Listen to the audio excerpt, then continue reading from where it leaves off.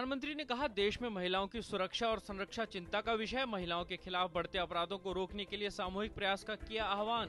प्रशासनिक अधिकारियों से जनाक्रोश से निपटने के लिए संवेदनशीलता से काम करने को कहा। महिलाओं के खिलाफ बढ़ते आपराधिक मामलों पर सोनिया गांधी ने कहा, केवल शब्द ही पर्याप्त नहीं, सख्त कार्रवाई की जरूरत।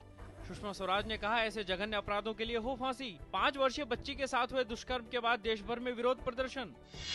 एम्स में दाखिल बलात्कार की शिकार दिल्ली की 5 वर्षीय बच्ची की हालत में हो रहा है सुधार। पुलिस घटना के आरोपी को बिहार से गिरफ्तार कर दिल्ली लाई। गृह मंत्री ने कहा, दोषी पुलिस वालों के खिलाफ की जाएगी सख्त कार्रवाई।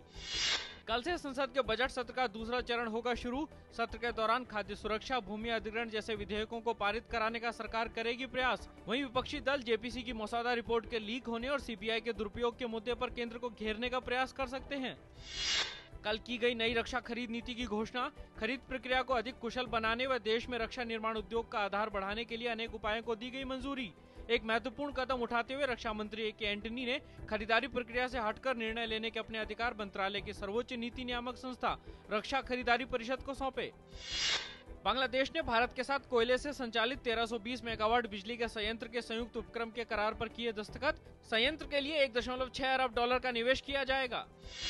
इटली की संसद ने जियोर्जियो नापोलितानो को राष्ट्रपति पद के लिए चुना। संसद द्वारा चुने जाने के बाद 87 वर्षीय नापोलितानो नई सरकार का गठन करेंगे। नए राष्ट्रपति का चुनाव करने में संसद को करनी पड़ी काफी मशक्कत। चीन में आए भयंकर भूकंप में करीब 200 लोगों की मौत और 5000 से अधिक लोग घायल। इस भूकंप से हुई है भारी तबाही, 10,000 से ज्यादा घर धराशायी।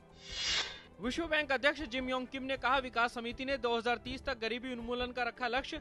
साथ ही विकासशील देशों में रहने वाले कमजोर वर्गों के लोगों के जीवन में सुधार करने का किया समर्थन। इराक में स्थानीय चुनावों के लिए मतदान संपन्न। चुनाव में 8,000 से भी अधिक उम्मीदवार चुनाव मैदान में। अमेरिकी सैनिकों की वापसी के 1 साल पूरा होने के बाद इन चुनावों को राजनीतिक स्थिरता की परीक्षा के रूप में भी देखा जा रहा है।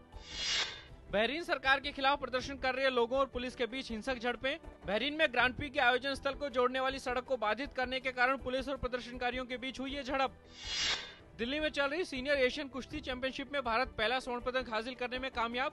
55 किलो भार में अमित कुमार ने उपलब्धि हासिल की। फाइनल मुकाबले में उन्होंने कोरिया के यंगक्योंग को 1-0, 5-2 से दी मात।